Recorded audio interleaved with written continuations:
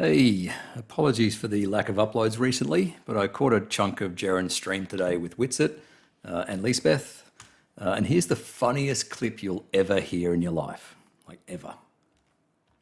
I spend most of my time still manning the mainstream model.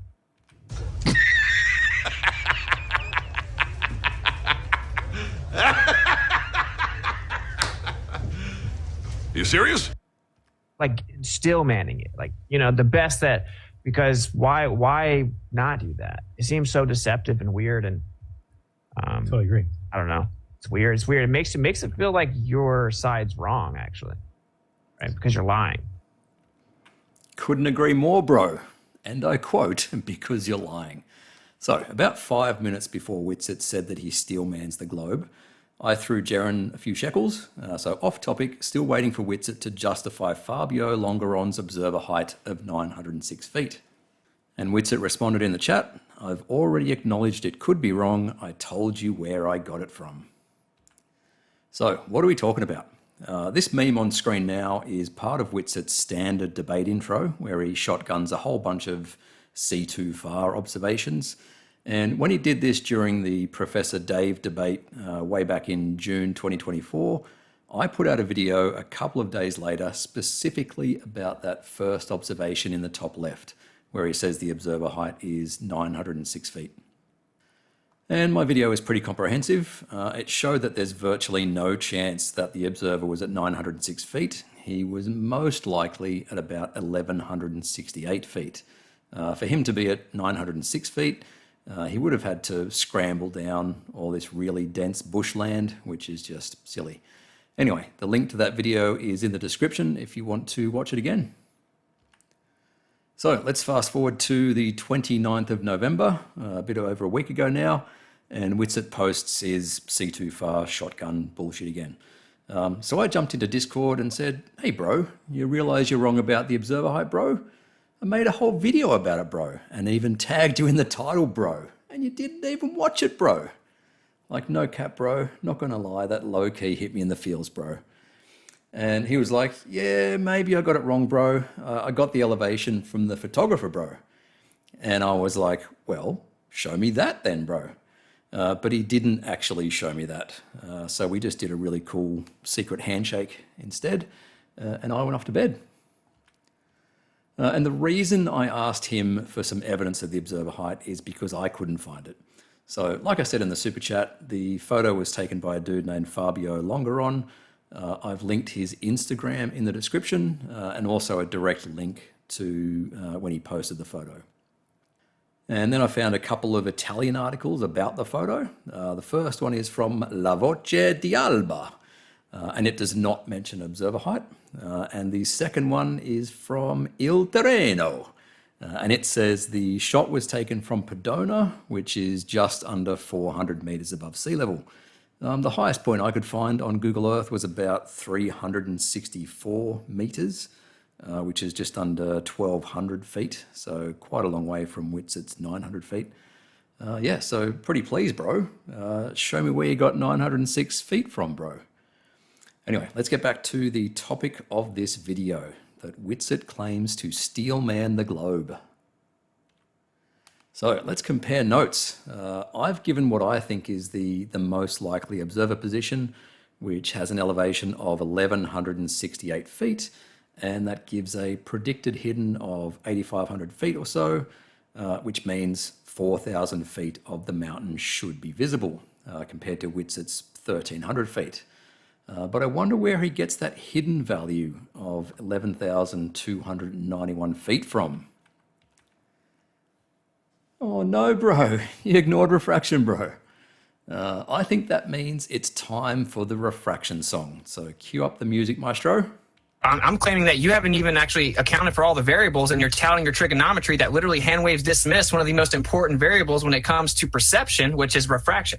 Refraction always happens. That's why it's important. Refraction, which we immediately and adamantly claim is always present, because there's temperature fluctuation and atmospheric conditions that are consistently affecting what you perceive. Well, if you can't adequately account for refraction, you can't make a claim about the apparent location, now can you, Randy? Refraction increases proportionate to the distance, and never in your dissecting of the observations do you even account for refraction that we know for a fact to be present, and refraction, because you're increasing refractive effect proportionate to distance. So the more atmosphere you have in between you, the more refraction you have, because the more atmosphere that's there. When you just throw refraction out entirely, invoking the furthest point away in the image and saying that you don't have to account for refraction and making the baseless assertion it doesn't move it, because you showed us some really not very great images where they look to be generally the same, is laughable, bro. I thought you were steel manning the globe, bro. I fucking love that clip, by the way. Well done, MC Toon. Witsit, you know full well that the globe explanation is that refraction allows us to see a little further down than we would otherwise be able to if light travelled in straight lines. So why are you straw manning the globe, bro? Anyway, the picture on screen is what it should look like on a flat Earth. So Monviso is fucking massive, right? So let's fade the photo in and see if 4,000 feet or so of a 12,600 foot mountain is visible.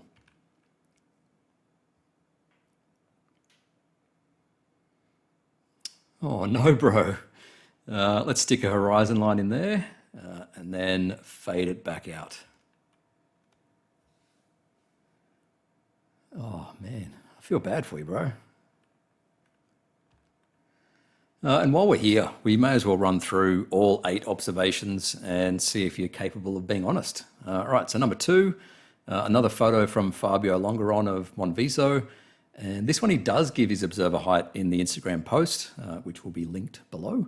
And that observer height is 252 meters, which is 827 feet.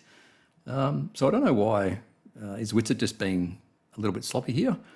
I put in some approximate coordinates for where I think he is, but they could easily be wrong. And Witsit thinks we should only see about 800 feet of the mountain because, again, he ignores refraction. And in Witsit's own words, refraction is, and I quote, one of the most important variables. So it sounds like a bit of a straw man, bro. And while we're looking at a silhouette, I'm pretty sure he's still going around claiming that this is somehow a problem for refraction. Like I said in a different video, like 5 months ago now, the mountain will block the light regardless of whether it's going in a straight line or whether it's curving. And it does not matter if that blockage happens above the geometric horizon or below the geometric horizon. The geometric horizon is meaningless. We're not looking through a vacuum. All right, let's zip through these. Number 3 is the world record photo, 275 miles to Pic Gaspard. It's taken from Pic de Fenestrelle, which is 9,272 feet above sea level. And bro says it should be 4,000 feet below the horizon. I thought you were still manning the globe, bro. The globe predicts that we should see the teeny tiny tippy tops of Pic Gaspard. All right, number 4, it's a pretty blue one, taken during the day rather than at sunrise or sunset. Beyond Horizons says it was taken from the Bastaments, and I've got the coordinates in there. Witsit's meme calls it Pic Central, but the Beyond Horizons image calls it Doit de Dieu, which apparently means finger of God. The weird thing is that Witsit's meme gives the target height as 12,736 feet, when the height of the mountain is literally written on the picture as 3,973 meters, which is 13,035 feet. So kind of curious to know how that happened. Anyway, Witsit's little no Atmo Day straw man suggests that it should be about 2,500 feet below the horizon. But when you steel man the globe, bro, it should be 1,500 feet above the horizon. All right, number 5, taken from the top of Canigou, which is 9,100 feet, and blah-de-blah, refraction lets us see an extra 3,000 feet of the mountain over those 256 miles. Number 6, taken from Canigou again, looking at Summit de la Frema, which Beyond Horizons lists as 2,747 meters, which is 9,012 feet. Witsit's predicted hidden is 9,012 feet. So obviously he's mixed those two numbers around. So the actual target height is 9,012 feet and the geometric hidden is 2,241 feet. Anyway, surprise, surprise, if you steelman the globe, bro, you should be able to see the top 1,500 feet of the mountain. All right, number 7, and Whitsett didn't even put any information on this one, but it's obviously Canigoo. And as you can see on screen, it was taken on the 4th of February 2011. And the dude that takes these photos tells you on his website where he is based on the date. And on the 4th of Feb, he's at a place near Le Rove, coordinates above. And yes, we should see the mountain about 1,500 feet of it. The fact that Whitsett didn't write anything on this one tells me that he's probably making the stupid silhouette argument. So I'll repeat what I said earlier. The mountain will block the light, even if it's curving. And it makes no difference if that blockage point happens to be below the geometric horizon. The geometric horizon is useless. Anyway, link to the video shown here is in the description, as well as the link to the table of observer positions. All right, last one, taken from Canigoo. Apparently we're looking at Tate de Chabrière.